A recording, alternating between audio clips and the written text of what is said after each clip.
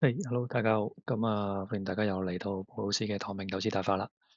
今集咧我哋短啲嚇，淨係講呢個 concept 叫做再平衡 rebalance 啦嚇。因為啲觀眾好似唔係好集中到聽四五個字嘅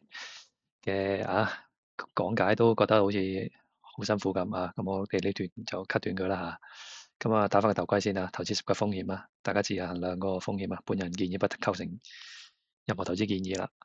咁就嗱呢一套 concept 咧，其實係好多銀行啊或者證券行啊，佢哋平時都會做嘅嘢嚟嘅。不過大家作為一個散戶咁未必會知呢樣嘢嘅，所以呢一個係要重點講一講嘅呢個 rebalance。所謂 rebalance 咧，就係想像嗱你而家 portfolio 啦，繼續沿用翻我哋上一條片講個 VT 80% 同埋 VGIT bond 20% 嘅個投資組合啦。咁呢個你最初嘅設定嚟噶嘛？咁一年之後啦，假設個股票升到嘭嘭聲啦，咁升到90%啦，咁呢個 bond 可能表現麻麻地，就得翻10%。咁你見到個風險就高咗，因為你個股票個比例高咗噶嘛，所以你風險係相對高咗嘅。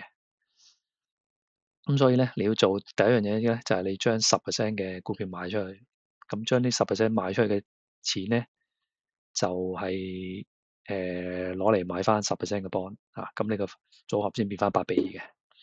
咁呢個組合咧先維持到你嘅風險，即係呢個當初你設嘅風險指標嚟噶嘛。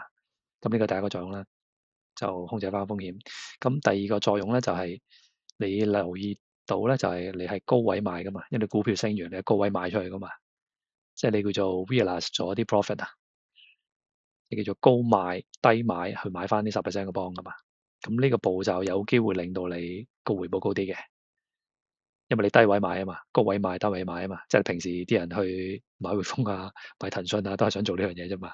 咁佢呢個就類似嘅 concept 啦。咁所以有機會增加到回報率嘅。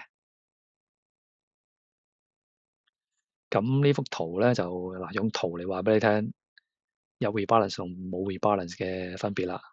咁呢啲係人哋做嘅研究啦，當然唔係用我頭先嘅 VT 同埋 VGIT 嗰個 portfolio 啦。你會見到黑色線咧，即係冇做 rebalance 冇再平衡嘅。咁即係嗱呢個 STDEV 啊，即係 standard deviation，中文叫標準差，大家學過統計學嘅就可能知啦。即係呢個係攞嚟代表風險啦。咁你見到有做 rebalance，即係紅色呢條線嘅風險咧，係低過呢個冇做 rebalance 㗎。咁呢個就係解釋個風險啦，呢幅圖。呢幅圖咧就解釋個 return 啦嚇。佢用嘅咧就係6:4嘅比例，六成股票4成債券啦。就你見藍色線就係嗰個回報啊。有做 rebalance 嘅回報你見到個回報係高啲嘅。下面灰色線咧就係冇做 rebalance 嘅回報係啦。咁呢幅圖都係證明到有做 rebalance 就係個回報係有機會高啲嘅。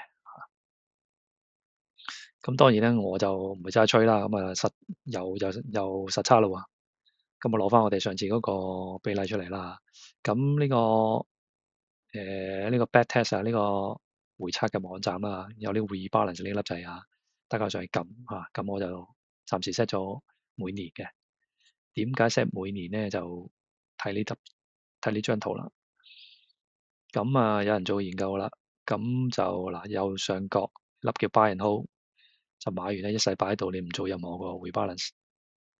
咁你見到個風險係最高嘅10%，10.2啦，唔好叫 percent 啦，10點幾啦。咁個回報咧大概7點幾啦。咁呢粒我圈住叫 annual 啦，即係每年啦。你見到風險最細嘅，佢個回報咧亦但唔係最細喎。仲有就係 daily 啦，每日啦。但當然呢個每日就大家千祈唔好制啦，因為你就買賣每日咁嘅手續費都蝕死你，同埋你好鬼煩嘅咁呢個叫 5% band。即是話咧，股票升咗5%咧，你就進行呢個 rebalance 嘅動作啦。呢個每季啦，呢個每個月啦其實你見到呢啲嘅呢中間呢3個分別都不是太大但個風險同埋回報都係差唔多咁好嘅。建議大家梗係做每年啦，最慳時間啦係啦，如果你中意慢慢每日可以計下數嘅 monitor 下你個組合有冇超過5%嘅增長嘅，咁你可以用呢個5%啊。但係一般大眾我都係建議你做每年就得㗎啦，我都用每年嘅啫，即係冇搞咁多嘢啊。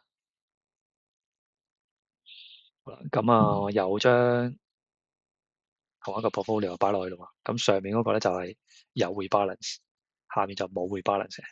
咁第一個啦，你睇總數啦，你 ending value 即係呢個回報係最高嘅喎，有再平衡，回報係最高嘅嚇。咁你見到九九百幾萬嘅999萬，sorry 990萬。咁下面冇做再平衡咧，你見到得翻960萬啫，回報係低啲嘅下面。咁CAGR 真係個回報率啦，都係高啲啦上面。咁另外 maximum drawdown 即係最大嘅跌幅啦，46%。咁冇 rebalance 就係48啊，即係風險咪又降低咗啦。咁 volatility 咧，其實同 standard deviation 係差唔多 concept 嚟嘅，即係都係風險指標嚟。你見到由14%跌到，sorry 由15%跌到14%，所以證明咧都係好咗嘅啊。咁就大家要互用呢個 concept 啦。咁其實呢集就講完啦。咁好快就講完啦。咁下一集我哋講 all in 啦。好，咁到呢度為止啦。多謝大家，拜。